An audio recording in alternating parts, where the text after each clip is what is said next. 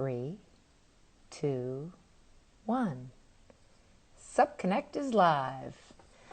Hey everybody, great to see you again. Kristin Thomas for Supconnect. I'm so lucky every Thursday to get a chance to interview great people in the paddling world for Supconnect on their Instagram. It is recorded, and so right afterwards you can find it on IG Live. It will also be on Supconnect's YouTube channel and my YouTube channel, KT Outside, afterwards if somebody you know doesn't get a chance to meet the amazing Julieta Gismondi.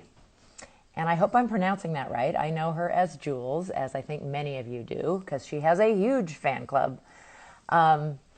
The life of a water person and a paddler, and I'm excited to learn her story about not just stand-up, but water from the country she's in. She's originally from Argentina, I believe, currently lives in California, has also lived on the East Coast. I'm wondering if any of you out there know her really cool, unusual living situation and where she lives. So let's see if anybody knows that. You're definitely, I know, going to have some local friends on here. And actually, there's probably others who don't even live near you who know your living situation. I just think it's so cool. So we'll talk about that too. Let me see if I can find her now, and we'll bring her right on. Her Instagram handle, because you should be following her, is Moments of Jules, and we're going to talk about amazing expeditions she's been. Her ultra distance paddling and everything else she does. Oh, and she's outside. I just love that. Hi! Can That's you guys see perfect. me? You should be Can you see outside. me? I I am can. outside. Can you see me okay? Oh yeah, It's a little totally. bit dark on your face, but it's fun that you're outside because that very much there you go. If you take the hat off, I guess you'll be squinting, huh? Yeah, it is Um, pretty sunny over here. yeah, so fun to get to talk to you. I'm lucky enough to have met you before, but haven't seen you lately. And dang, girl, you had a very busy last month, which is so cool. Um, Thanks. I did just ask, I don't know if you hear the intro as you're waiting, but about if people know where you live. But we'll save that one for a minute because somebody must be able to answer that one. Come on, you Probably. guys. Although there's a bunch of people on here and sometimes it goes by fast. You can't tell. So this question I always start with, I mean, you have more of a water story to tell and we'll get to that, but stand up. Where did stand up first come in? Where'd you see it? How'd you start? How'd you fall in love with it? Um, well, first I'd like to say thank you, Kristen, because I'm very excited, very, very excited to be talking to you. I'm also really nervous. So if I Oh, don't be go nervous. on it, I don't know. This is so exciting. I'm really, really excited. So thank you. Hmm. I'm like you said, I am from Argentina. You got that right. Um, I grew up rowing, so I was always on the water.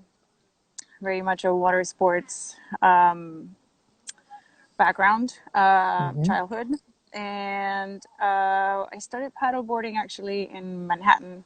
We happened to hire. I worked at Manhattan Kayak Company for almost over 13 years Oh, cool. in Manhattan, guiding and instructing on the Hudson, mostly kayaking up until then.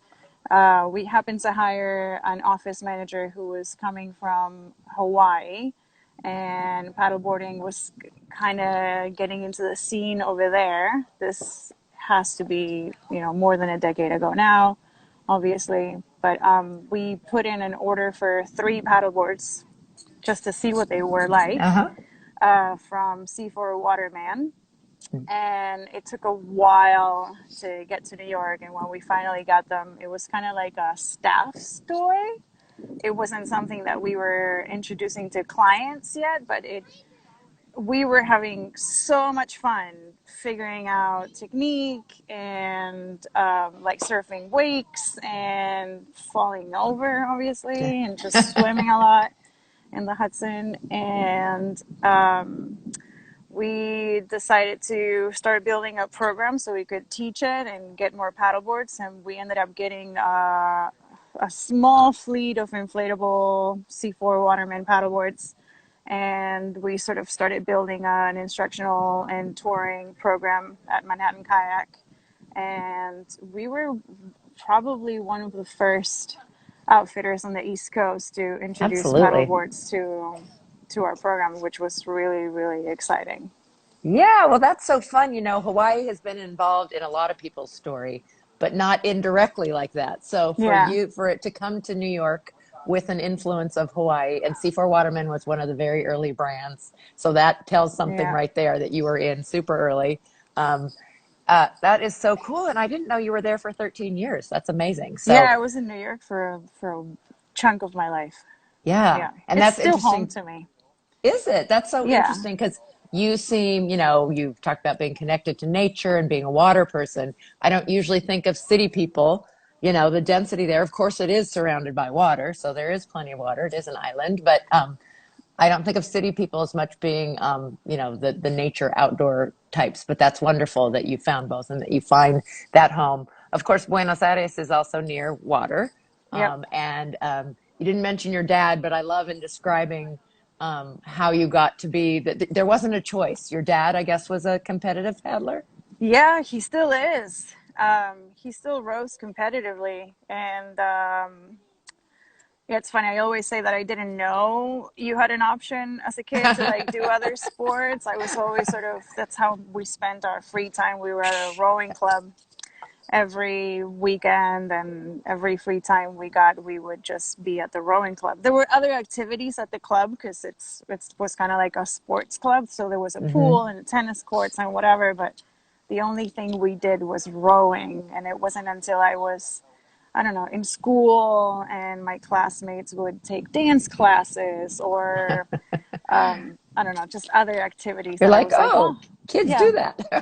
people do land things, I guess. But I always stuck with rowing when I was growing up, and then kayaking when I moved to New York. My dad's also a huge biker, so I bike everywhere. I don't have a Mm, car currently. I haven't had a car in a couple of years now, so I'm always on my bicycle, either for fun good, good for or you. commuting. Yeah, So we're far too attached to our cars. Although it's a big country is part of it. But yes, Manhattan, I'm sure you were able to go carless oh living yeah, there too. that was Hmm. easy. Yeah, Yeah. Well, it would be yeah. good for the environment if more of us walked and biked and used that. So good for you for setting such a good example. Well, I just have to, because I just love talking about it, and I don't think anybody said it, and I know some of you know it because your friends are on here. Sausalito, California, which I just love that area, is across the bay. For those of you who are not Californians or haven't been to the San Francisco area, it's looking across the water at San Francisco and the Golden Gate Bridge. Yep. And Jules lives on a houseboat, which is just awesome. You're on water. I am on the. I used to live on a houseboat. There's a small community here of floating homes. They're Oh, okay. floating homes. Sorry, wrong name. Now Floating homes. I live on a boat. I have a boat. It's a 36-foot motorboat, and it's my home. I live on the water. I still live on the water. I've lived on the water in various floating things for over 2 years now. I was on an Really? anchored out boat here in Richardson Bay, Hmm. commuting by paddleboard to land, which was a whole other level of living on the water. Yeah. And then I moved to a floating home. Carter Johnson used to, Carter Oh, Downwind yes. Yeah, Champs. of course. He lived here. He owned a floating home, and I rented a room at his house for a little over a year, and then I I didn't ended know up that. buying Cool. my own Yeah. boat, and now I live on the boat. It's really fun. It's awesome. That's really cool. Well, Yep, congratulations.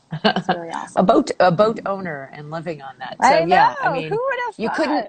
couldn't be more connected to water than having Yeah, grown up the rowing, the kayaking, the stand-up paddleboarding, and yeah. still, multi-vessel. I know that you jump around, but I'm going to focus on SUP. Feel free to throw in other things, but you, I think to a lot of people might be known from the Atlantic Supper Girls, because that's been a few years now that you Yes. guys did that, but that It's was been a while. amazing. So from New York all the way down to Miami, Florida. So let's Hmm. talk about that for a minute with your partner, Sure. Luann Yeah. Harris, right?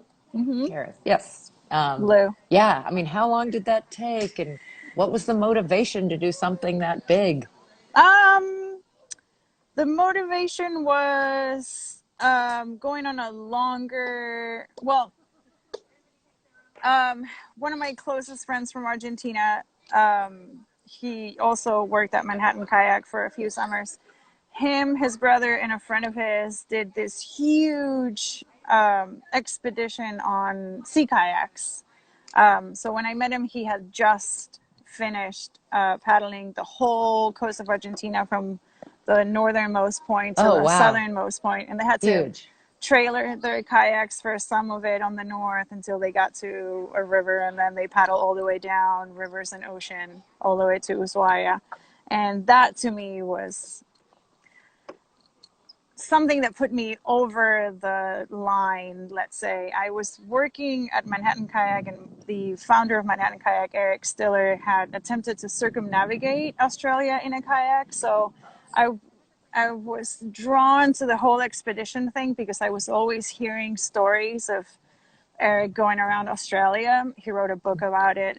It's called Keep Australia on Your Left. Ah, It's a really fun read. And I just started being very interested in the long distance expedition style paddling trips, hmm. and I wanted to like do my own at some point. So I circumnavigated Long Island because I thought that would be close to home, a safe first step. I did it on a paddleboard. Oh, cool. I It's didn't know close about to that. 300. Yeah, nobody knows. Yeah. It's just, No, but that's a um, big deal. We it's should it's know. You're it too was humble. sort of it was sort of my way of like dipping my toes into doing a solo Hmm. trip. Hmm. And that was really scary, actually. I did almost 300 miles in 11 days, and I got all kinds of crazy conditions. And if you ask me on the second Thursday that I was out there, I almost died, although probably not. But to me, that was like, I almost died.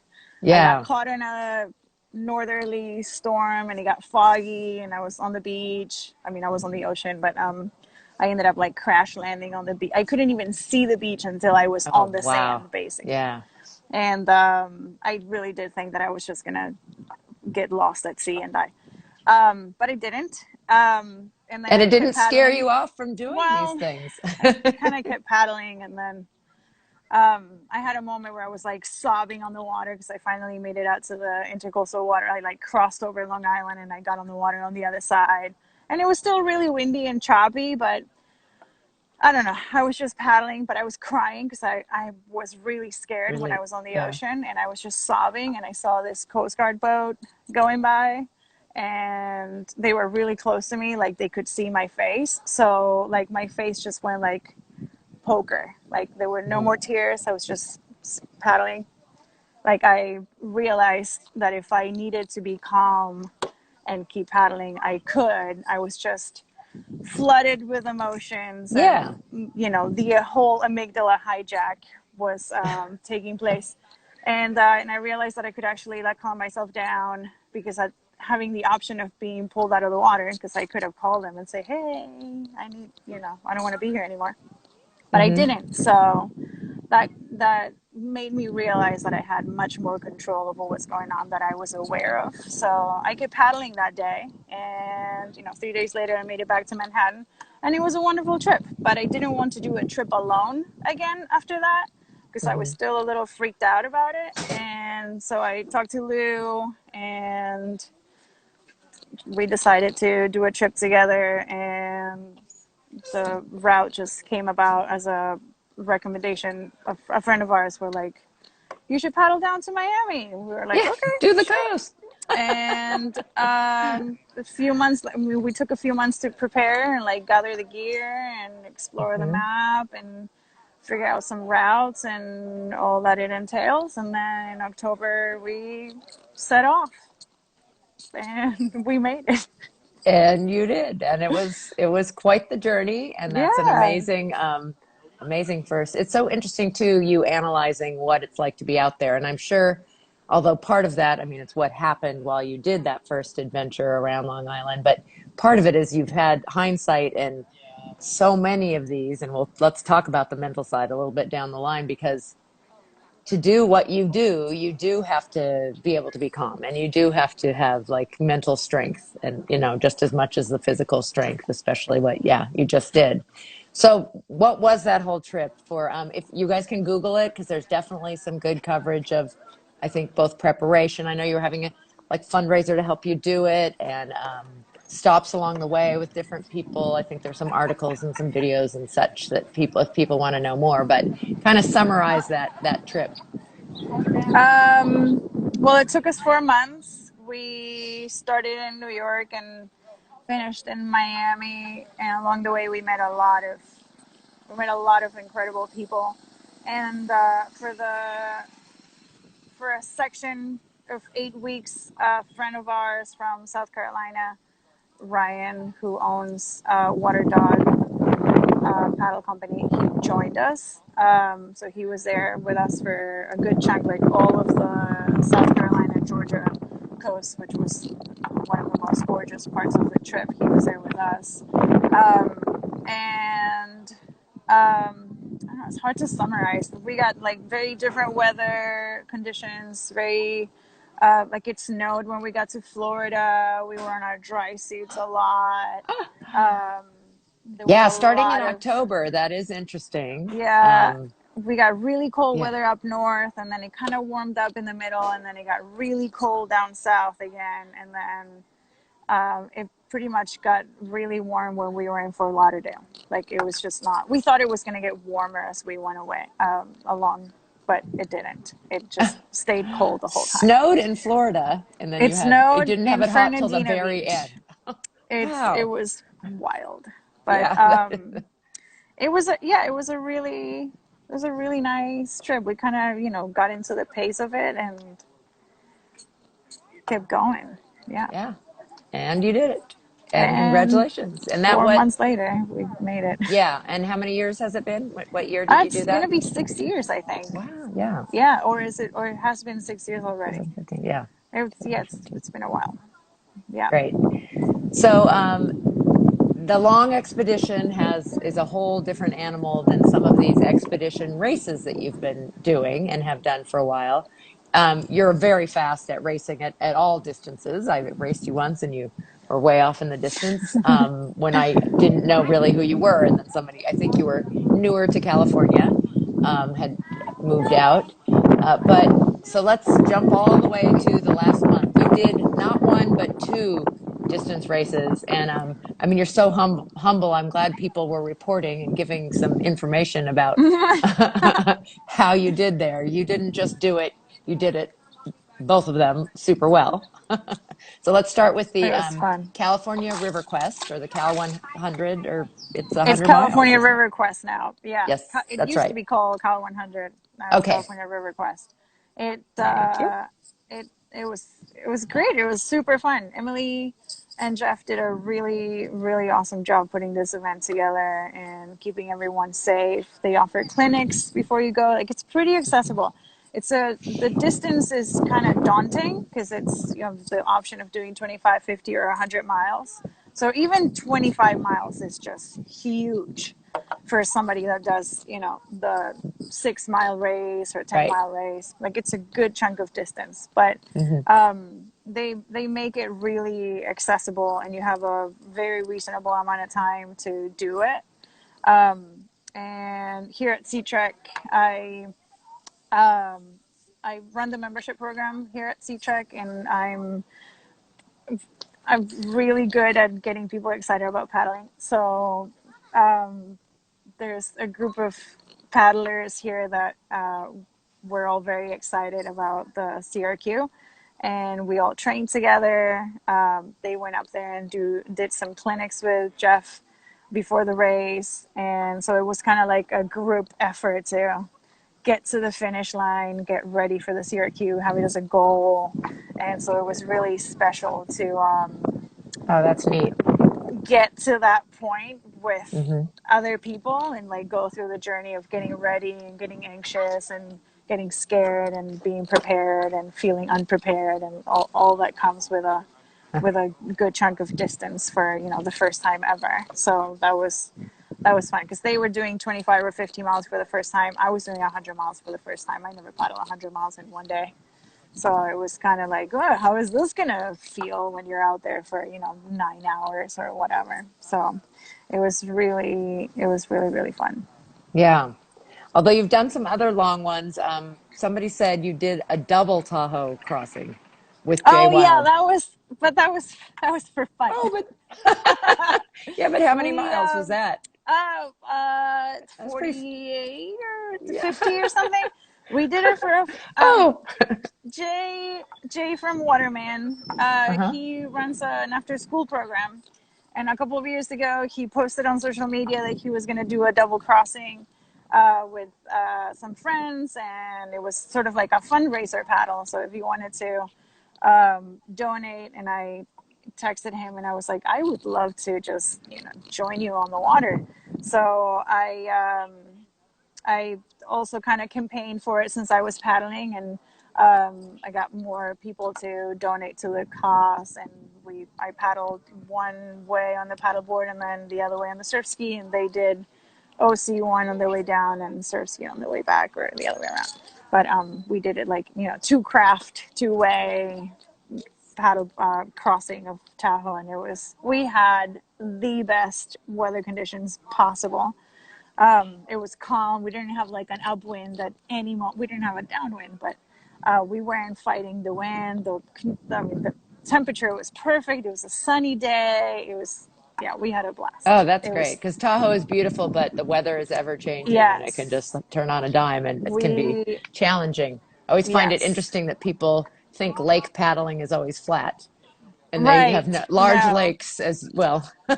yes, All waters can have all kinds of conditions, and yep, yeah, being inland it does not mean you necessarily are having calm. calmer waters. No, not at all. So, That's why so that good day for I you think on we got that. But really lucky. yeah, so the CRQ, I didn't realize that was your first time doing something that long. So Yeah. awesome, congratulations! And how did it go in terms of getting it done? Because a lot of people can't finish that kind of long event, and It was you. it was hard. It wasn't easy. Um, it was really hot also, so dealing with the heat but at another level of a challenge.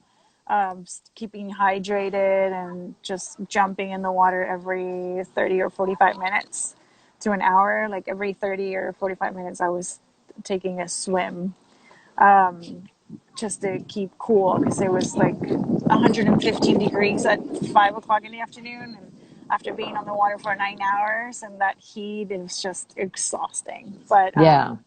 and also paddling on fresh water, um, it's very different than paddling on salt water. So my hands were just destroyed from the blisters, and everything was just hurting.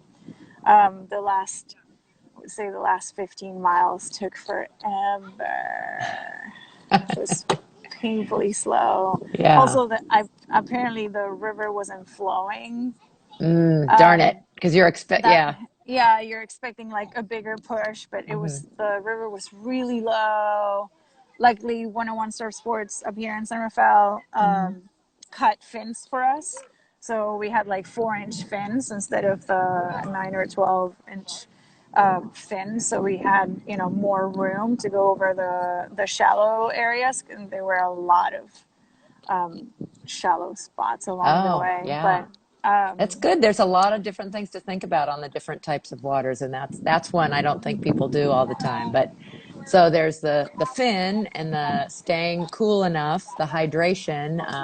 Let's get back to that mental game. I mean, that many hours on the water has to mess with your head a little bit. Do you have any tricks or any insights about how you stay mentally tough? I mean, you're such a badass. How do you do it? uh, I just know that I've been on the water in crappy conditions enough that I know that there's sort of like an ebb and flow of your mental state. You hit a wall, and the wall doesn't stay there for long. Your endorphins kind of kick in if you keep moving, and then you're like, okay, I'm okay. I can do this for another, whatever, 15 minutes. And then 15 minutes later, you're like, oh my God, like I want to die right now. Just get me off the water. Why am I doing this? Whose idea was this? I freaking hate everything. And then you kind of get over it for a little longer, and then you're okay for, 15, 20 minutes, and then you whine for 15, 20 minutes. And you No, kind of go in and out of that. yes. It's a swing, and you just kind of get used to it. When you're like in the suck, you just wait for the out. And Well, I then think when you're that's so important for people to hear who haven't done something long before, because you do go in and out of that, and just to know that it's going to come. Um, my friend Morgan Hoistry, she has a name for the guy who starts talking in your ear, telling you the negative stuff that makes you kind of spiral down, and that yeah, you have to know that that's going to come. It's just part of it. And then but you get back out of it, and you do it. There is an ebb and flow, just like there is with water, to what's going on in your head. yes. But the more you, have had accomplished and feel comfortable and have done, that's so great that you had a group training, that you've prepared, and you have, your nutrition and your hydration, especially for these long ones. I haven't ever done anything that long. I've done a Chattajack. That's the longest I've done.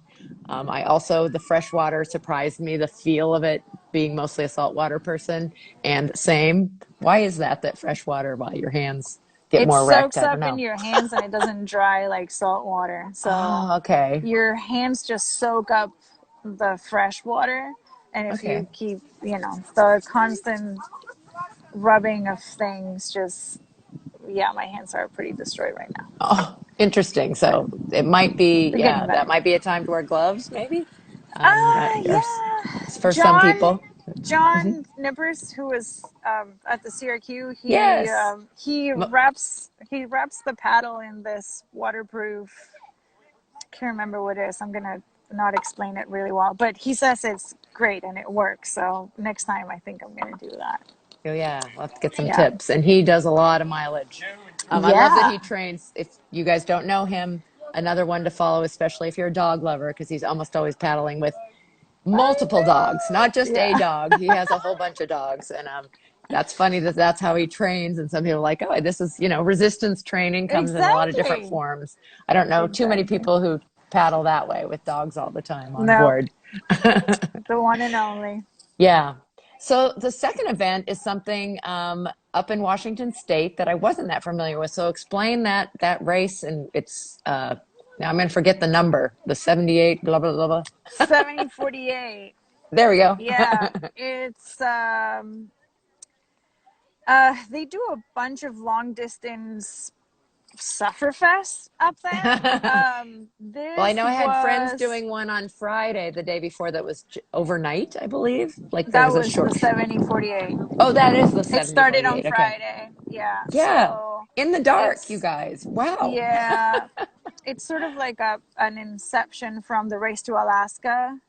The same crew that organizes the Race to Alaska um, does like a shorter version of a Sufferfest, because the Race to Alaska is, very extensive.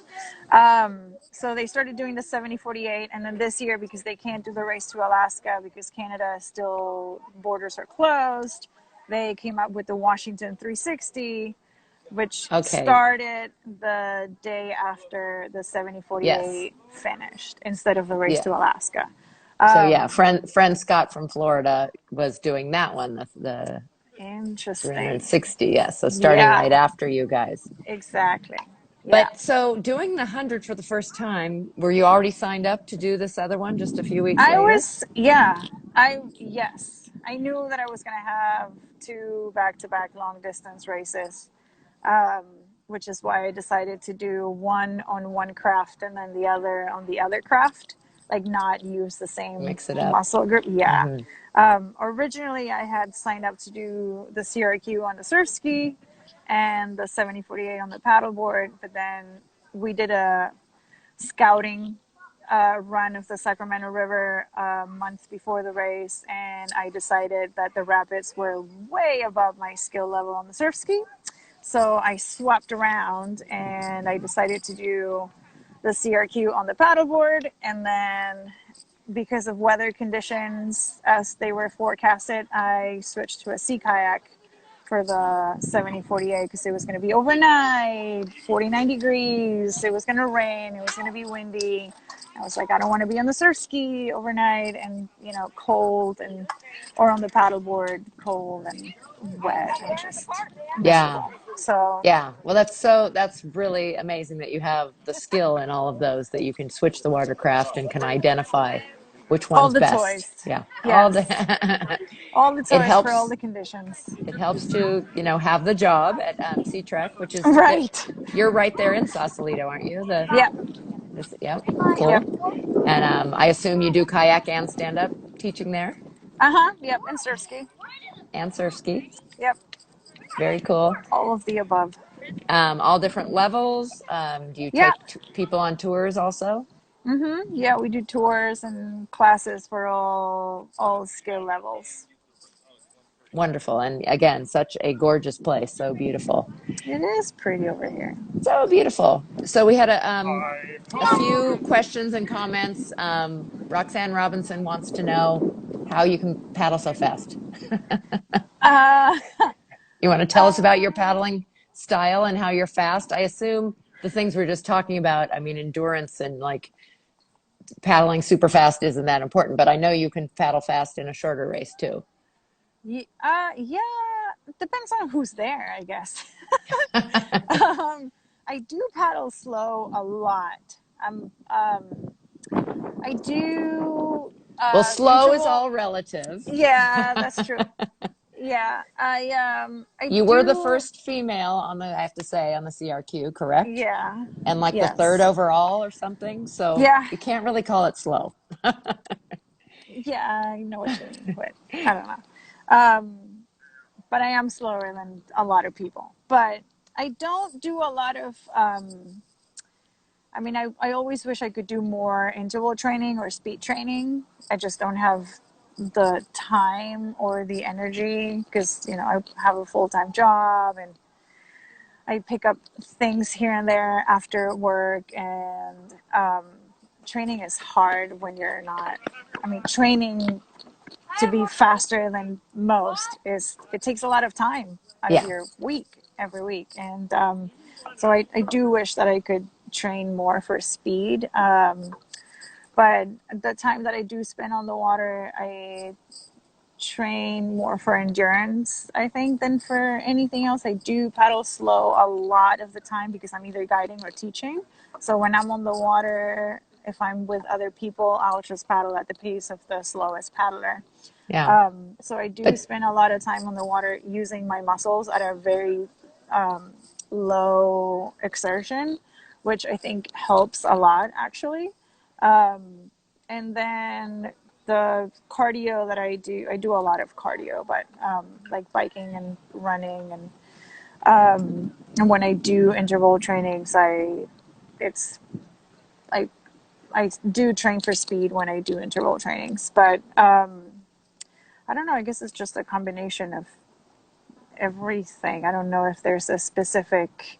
It depends on yeah. how much time you have and what you want to do on the water. Because I also don't want to be training every time I'm on the water because I enjoy being on the water doing nothing or just going to check out, whales and just sit there and not Yeah. have to train. So it really No. depends on Yeah. what your goal is and where your expectations are, and then how much time you really want to spend training because it's not always a fun time on the water when you have to go out to do 10,000 meters because it's, I don't know, cold and raining and windy and you have to do them because that's your training program. But Yeah. sometimes that's not fun. Well, you are an amazing paddler, and time on the water and just, I mean, you made some excellent points, does help. Do you find technique transfers a lot being a multi-watercraft person? Have you found like the being I think you said rowing was first, right? And then kayak, then stand up? Was there um some there's a lot transfer? of there's oh yes, there's definitely a lot of crossover, a lot. um but I don't know if I don't know if it translates necessarily to speed, how transferable those skills are, because it's Mm-hmm. not, I mean, it is, to some degree, it is the same muscles, but it's also not. I don't know. That's a, yeah. Yeah. I don't know if that could be attributed to speed because I do so many things that I can. I actually feel like if I would do one thing, then I would be faster at that one thing If than you anything decided to else. focus on just one If I, thing. Yeah. right, because that would be what I would be training for, but that's Mm-hmm. also sort of not fun for me because I like, going on the surf ski when it's windy, and I like going on the paddleboard when it's pleasant, and it's just depends on, I like going on the prone sometimes when I want to Mm-hmm. punish myself.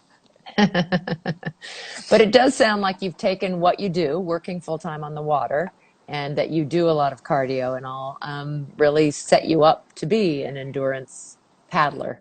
But you Yeah. love, and I think we talk about that so much. I mean, and I don't want to just talk about racing because you love nature and outside. And I mean, going to see a whale isn't nothing. That's fantastic. And that's, I for many know. people, that's like their goal is what we can see I out there and the know. perspective that we get from being up high in the water and looking down and being able to see in Yes. water and see. I mean, I thought the race I did with you, what was that one called? The big one in San Francisco that they had every year out of Christie Field. To look back, to be in San Francisco Bay and look at San Francisco itself, I just think is just, Crazy. yeah, such a treat. And to go Yes. around, Oh where did we yeah. go around Alcatraz or whatever, Yeah, we the did. It's perspective we get to it's get on things. always Yeah.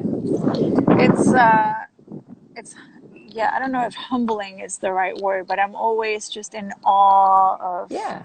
how I ended up here and how lucky I am to just be here and now. It's hard to understand sometimes when I'm out there and I'm like, I don't, what am I doing here? Like, How did how I did get I here? end up here? It's you almost feel like you don't deserve it. Like there's so much going on and so much beauty in this place, and the wildlife is just magical. It's crazy. It's Yeah. just bananas. Sometimes I sit out there, I'm like, okay, this is just unreal. I don't know why this is happening, but Well, it's I'm wonderful. so grateful. You're so filled with gratitude. Yeah. And I have to give you a shout out. Cindy Peck Pereira, who I think lives up there in Northern California, Yeah. was saying what a great human you were, that you were in a race. She was struggling and you checked in on her multiple times. And here you were, a pro checking in on a newbie. So you're a good human. She's awesome. Well, good for you. I mean, that does take a lot, and especially if it was something like a race situation. So, Oh, we were both struggling that day. I was on the prone, she was on the paddleboard. We were both whining about how much effort that was. but you checked in on her, and she, I'm sure, will appreciate that forever. So, working on working on paddleboards and other watercraft, doing these big, amazing adventures. Tell me about like goals for the future. How about start with travel? Like, are there places you haven't paddled, water you haven't been on yet, that's on your wishful list as we come out of the pandemic and can hopefully travel again? Oh my God, so many places I want to paddle. Everywhere that there's water that I haven't been. Yep. Yeah, I would love to paddle around Vancouver one day, go up to the San Juan Islands, paddle the coast here more. Um, Baja is always it's always on the calendar there. I think I'm gonna go in April. Great. Um, Back on the East Coast. Every time I go to New York, I do a circumnavigation around Manhattan. It's a classic trip. Back home in Buenos Aires, I love paddling there. I would love to go back to Patagonia and do a proper expedition trip somewhere. I have a friend in Thailand who keeps sending me It's beautiful photos beautiful. of his Yes. place in front of the beach. I'm like, oh my God. Yeah, I don't know. So Yeah. yes, so many, all of them. You're just very all of them. international and you have quite the bucket list, I'm sure. Yeah. Yes. Don't we all? Yeah, yeah, that's so fantastic. Well, you are, and so you're multi-craft. Have you, is there something you haven't tried? You know, there's quite a few different directions that come out of not just stand up, but Yeah. yeah. Um, I haven't really got into rigger canoeing, and I have the opportunity to jump on a canoe very soon that I Yay. might end up buying. Um, so I'm excited about that because I'm doing Chattajack on a canoe. John Oh, Bosing, the mullet, great. John is Yay. gonna paddle monster. Uh, Um, I'm gonna be paddling his canoe for Chattajack, which I'm Oh, that's really awesome. excited about. So his So I need to OC1. be. So you're doing Chattajack on an OC1. I'm doing Chattajack and an OC1 That's just great. to Well, check it then off yes, the list. I think you should get in one then and start Yeah, right. and get one and start battling in it. But Yep, they're exactly. fantastic, you know, that having that AMA is just a whole new, and it has such a wonderful, like many craft, you know, culture and heritage behind it and everything. I think it's super Yes, cool. I'm very excited about that. So that's my new next thing. Yeah. Are you a Yeah. wind person at all? We've got the foiling and the winging and was Um, windsurfing ever part of what you did or not so I much? would love to learn how to windsurf. I don't know if I'm ready for the foil and situation. I mean, it's always windy here. Yeah, we're hearing it right now. And Galen, my boss, he has a foil and a wing, and every time I see him go out there, he's having so much fun that I do want to try it. But I also feel like it's the learning curve. I feel it's a little steep, and I just want to have the time to not get frustrated and Hmm. bail halfway. Like I would love to have the time to commit to it and see myself um, make some progress learning Hmm. it and mastering it because I know it's not going to be easy.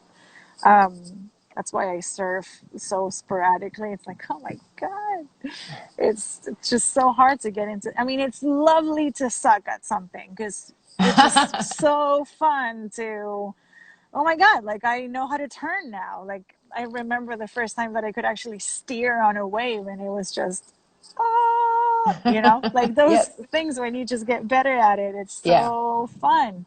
Um, so I Very. really enjoy the sucking part of, picking up new things because I know I'm going to get better at it if I stick to it.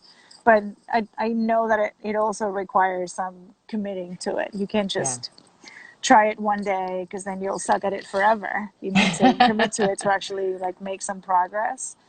Um, But not so, minding, that's such a good attitude to have, not minding being not good at something. oh, I Some just people find it. really struggle with that. I think sometimes when they've been really successful at things and they don't want to start again at the bottom, but that's the joy of learning.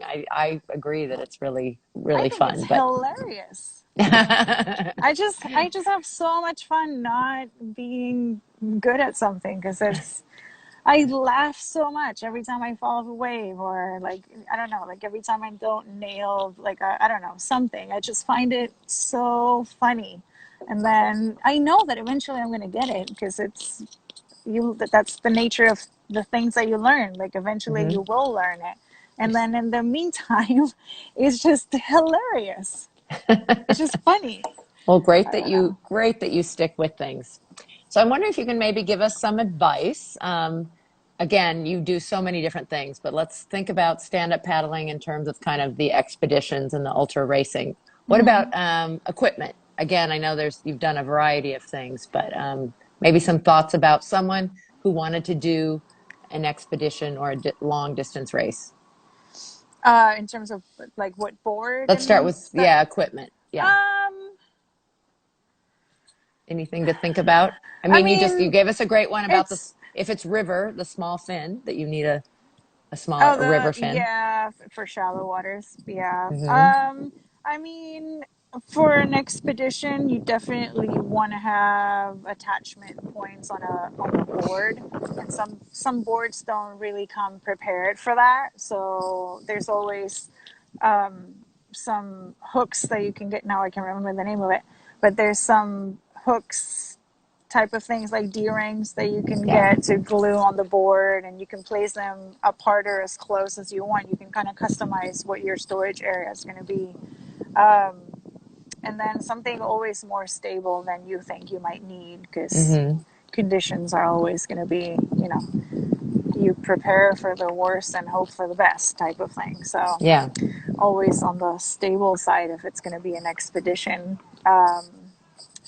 And something long, probably not, longer than a 12.6, because I speak from experience that 12.6 aboard an expedition is mad slow. So Is that what something, you had on the East yes, Coast? Yes. it is. Our average speed was like 2.8 miles an hour. So no, something longer would serve you better. Um, Yeah, Kristen Calderon is piping in. Hi. She says you're the best, but she also Hi, was Krista. she's wondering if you used an inflatable on the CRQ because she's afraid of damaging her race board in shallow water.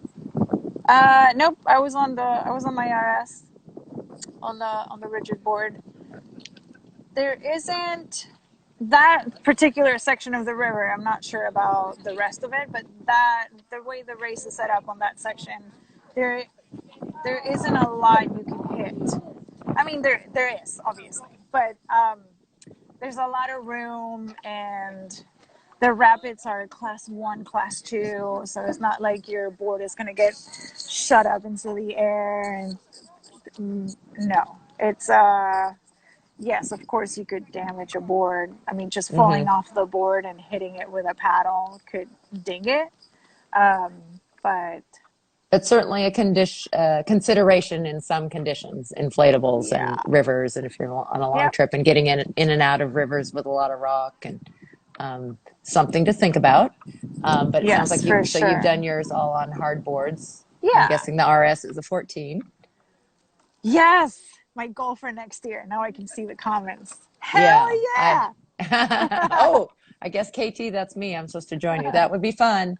Are we going all the way to 100, Kristen, or can we do like Yes. 25 or Oh, 50? she'll do the 100 In for fact, she sure. said earlier, I need to put on my big girl panties and sign up for next year. Okay. Okay, we got a challenge on now. Yeah. And yes, Kyle's piping in about cutting the fin down, like you talked about earlier. Yeah, yeah. And there's actually river fins. I have a river fin. I'm not sure if they work in hardboards. That's flexible too, so that it Yeah, doesn't break yeah, if it hits a they rock. do. Yeah. We tried to get them from 101, but as every equipment on the planet is sold out or not I here or know. in transit or stuck somewhere in shipping. Right. So that's I why they hope were everybody sorted too. listening knows that. It's such a strange time because we had It this huge is. influx and things sold out, Yeah, and then we it's have crazy. a whole supply chain problem and shipping. And I actually, from where I can see on a clear day, there's all these container ships sitting outside of Long Beach Harbor that can't get in. And oh, so stuff is stuck in transit. It's not Yep. transporting, and yeah, not a lot of Yep. availability. We're talking about going to the gorge, and rentals are a problem because a lot of people sold out inventory in lots of outdoor areas too. And this happened in rental cars. I guess people who are starting to travel, they sold their rental car fleet during the Oh pandemic to make my God. money, and then now you go to cities and they don't have rental cars. So anyway, What a interesting weird things in our time. future. It's a weird Yes. time, but Weird times. grateful that we're coming out of this and we can, see people again and start to travel and everything. For Yeah. sure. Okay, Yes. I Kristen can't wait squared. for the Okay, we're gorge. on now.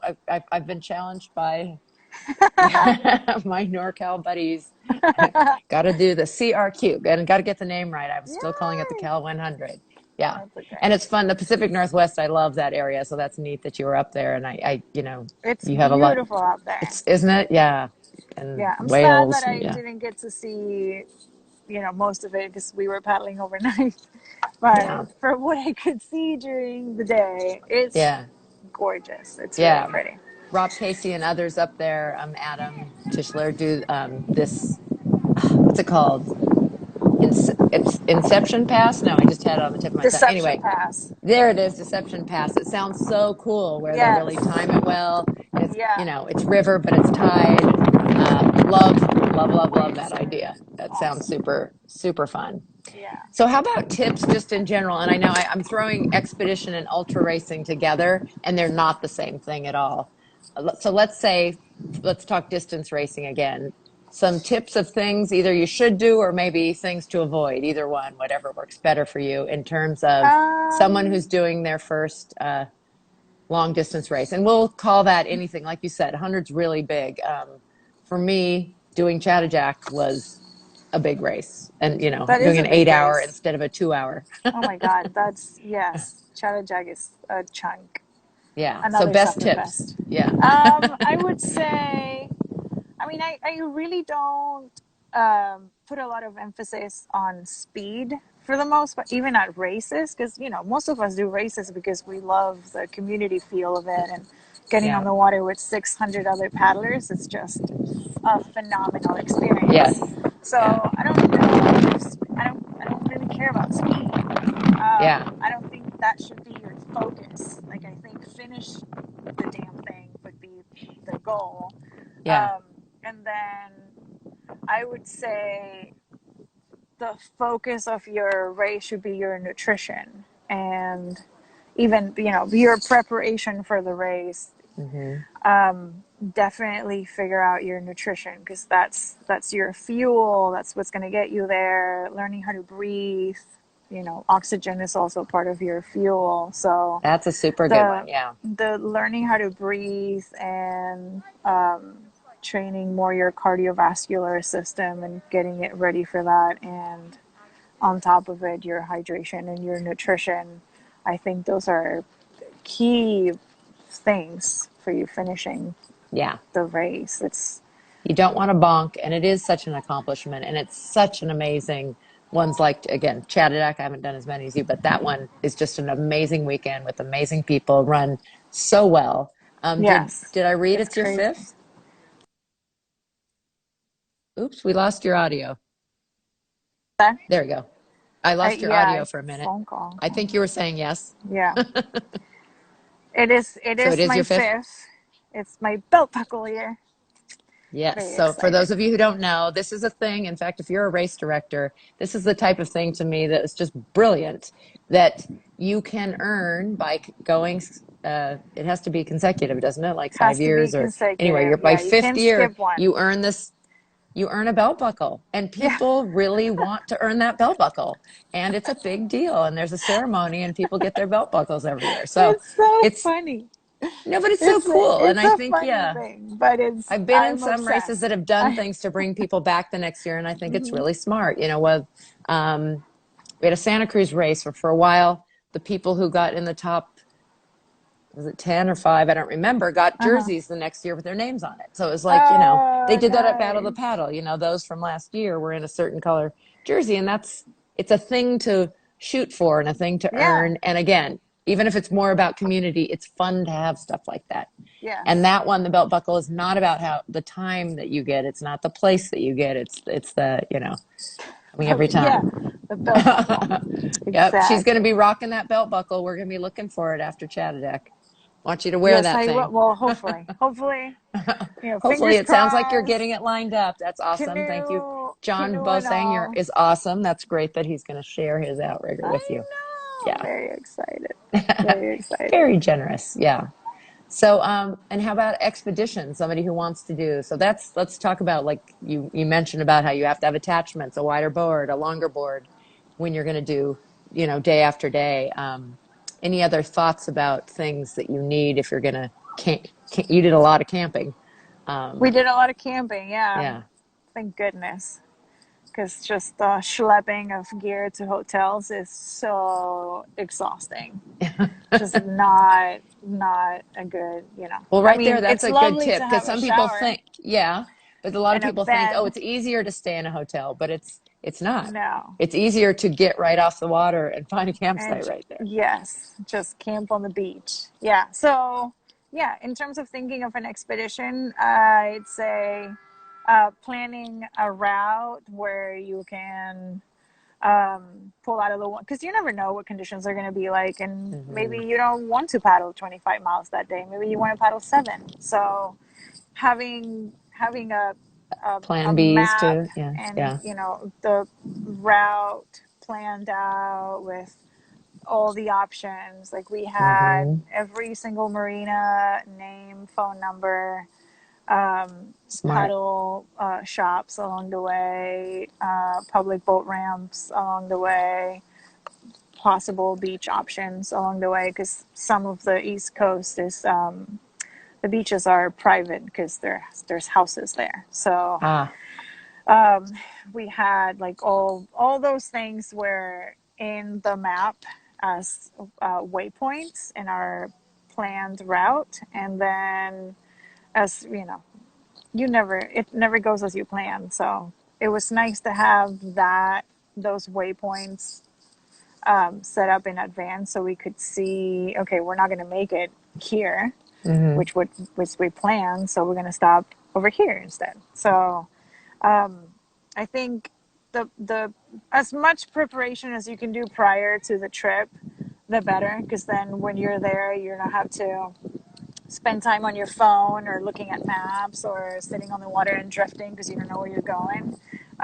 Like having those months of preparation prior to a trip always helps, because then you're not doing it as you go, and it's also less anxiety driven to know that you have plan B, plan C, plan D, plan E, and plan F maybe, because you don't have to, okay, yeah, like it'll be fine if 3 things don't work out, then the 4th thing will, and you don't have to figure it out, in the Hmm. panic of the moment, try to see where you're going to sleep tonight, that sort of thing. Yeah. Well, I know you live water. You live on the water and you live water during the day, and your life has been very much of it has been driven that way. Um, is there anything we talked about places you might want to go, but well, what's your favorite part of that water in regards to stand-up paddling? What's your favorite part of stand-up paddling? Um, that's a difficult question. Such a challenging question. I don't know. It depends on, like, I really like surfing my race board, even though it's not surfing, but I don't know. I just really like Sure it surfing is, my yeah. race board in small waves, not crazy overhead things. Um, Um, I really like paddling under the gate. I think that's really special, especially when there's whales here. Hmm. It's so just That's the magical. Golden Gate Bridge, for those of you who don't know what the The gate Golden Gate is. Bridge. Yeah, sorry. That's Um, quite all right. I really enjoy taking people out, but um, just being sort of like the bridge over the gap between them not feeling super safe on the water, and then going out with me or a staff person or whoever we arrange it with, to kind of help bridge that gap of uncertainty or fear or anxiety or whatever that might be, and get them on the water and make them feel comfortable and safe and that they can do this. That's that's it's one of the most fulfilling things that I Ah, do, and it's very yeah, it's that's my well, that's favorite thing. wonderful. They're very lucky to get to have you. And you had said earlier that you love that helping them be comfortable, helping them love the water too. So we Yeah. appreciate people like you that help to expand and bring that stoke. That's a very surfy term, but that Yes. joy Well, of being yeah. on the water The to joy. so many. Well, Juliet, I'm so used to calling you Jules. You can call. I Do, mean, that's what everybody calls me. does everybody call you Jules? Okay. Yeah, it's pretty fun. Fantastic to talk with you. Great to hear just some of your stories because I know you have a lot more. But I hope you guys can follow Moments of Jules, right? That's your Instagram. Oh yeah. And if you ever need a lesson or a guide in the Bay Area, you're at Sea Trek in Yes. Sausalito. Yeah. And we hope to see you out there somewhere soon. It sounds like we're all doing the CRQ Yes, we next year, right? are. Everybody listening? But always, Yeah, always we fun to will. catch up with people. Remember, everyone, that this is recorded. So although it was live, it goes to recording right away on Supconnect's Instagram. It's Supconnect. Thanks for letting me do this. I have so much fun doing it. Thanks, This is those of you great. who think, yeah, Joseph Silva says thank you both. Parka Tattoos. I love names on That's my Instagram. brother. Oh, hey, is he in Hi. Argentina? Oh Where my does he God. live? No, he's in Florida. He's In in Florida. Miami. Have fun. Yeah. That's great. So we also have a Facebook group. So if there's anything you ever want to announce or tell us about or share, happy to put it there. Hashtag Subconnect Live. It's also a place we can put pictures. And Kyle says you're a rock star. And thank you, Kyle, for Hi, the great Kyle. suggestion of a very Yes. inspiring paddler. Thanks to talk Thank you, with Kyle. you. I really appreciate it. Have a great day, Jules. Thanks, Kristen. This was Yeah, awesome. This was so fun. super fun. Take care. Thank you. Bye.